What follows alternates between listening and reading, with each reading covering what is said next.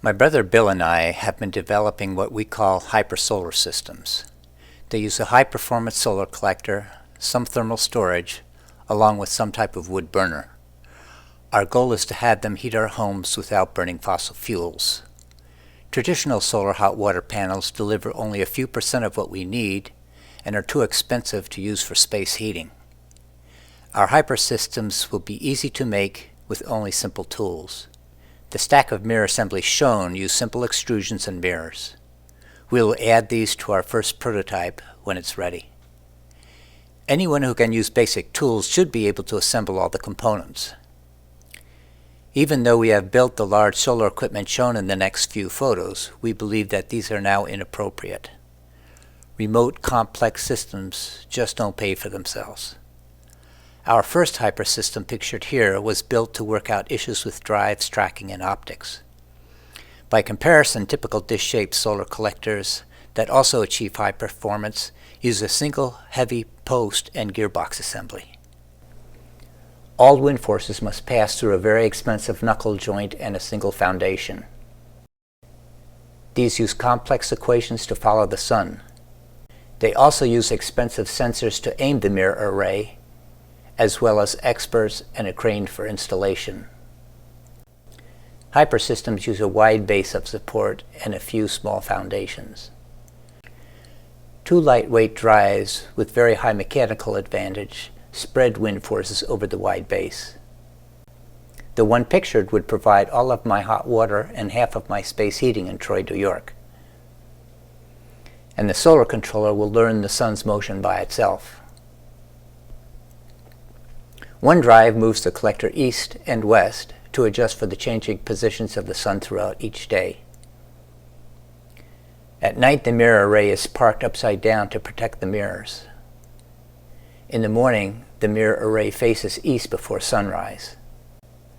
When the sun appears, the mirror array rotates 1 degree every 4 minutes, just like the Earth. It can rotate faster if it needs to stow before a storm. At sunset, the machine returns east before parking upside down. The other motions move the mirrors and receiver up and down to adjust for the changing positions of the sun between summer and winter. Hypersolar systems can be erected by hand using a come-along or winch. Some controllers will use open source code so others can add code or change platforms. During the summer, when there is more energy available than winter, it can be used to recondition desiccants. Desiccant dryers can dehumidify basements or dry food, clothes, wood fuels, or other items. They should be simple to make and should do well using the high temperatures available from hyper systems. Desiccants can also cool air. Oil production data makes it all too clear that we should be developing low-cost solar equipment. Early U.S. oil wells could produce 100 barrels of oil for each one used to develop the resource.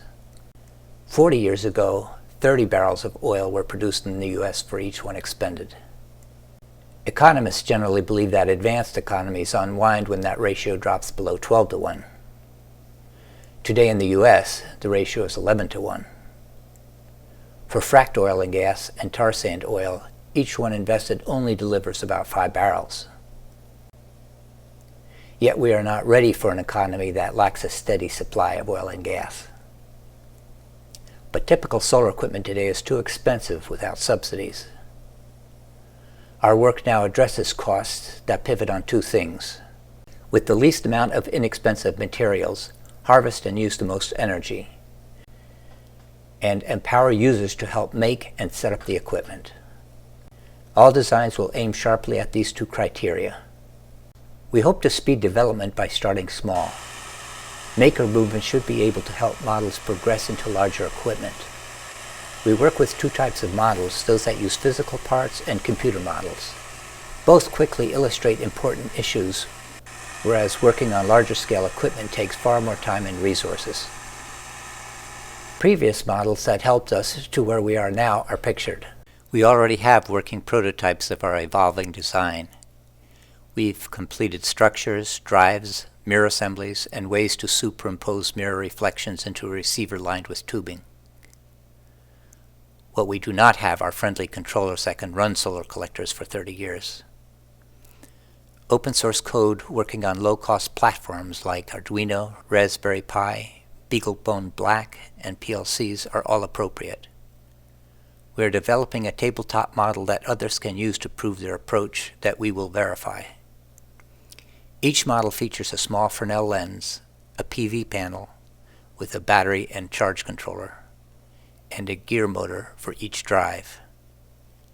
In addition, each model will include 2 pairs of limit switches, one for each of 2 motions, revolution counters and motors for daily and seasonal tracking, 2 sun intensity sensors for measuring the energy available from the whole sky and directly from the sun, 2 pairs of shadow band sensors used to orient the structure toward the sun, 2 sets of high temperature sensors used to center reflected energy on a target, a sensor for measuring the temperature of the target, and an interface with switches and connectors. These will make it easy to hook up and manually control operations and turn over controls to a candidate controller. We hope to trade these models for code on appropriate platforms.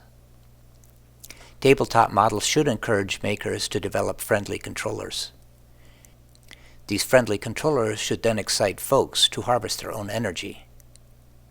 Friendly controllers will log performance and alert users when needed. Of course, controllers that operate models can also run larger equipment. While we work with controllers, we will also ascertain what size solar concentrator will be the most appropriate next step.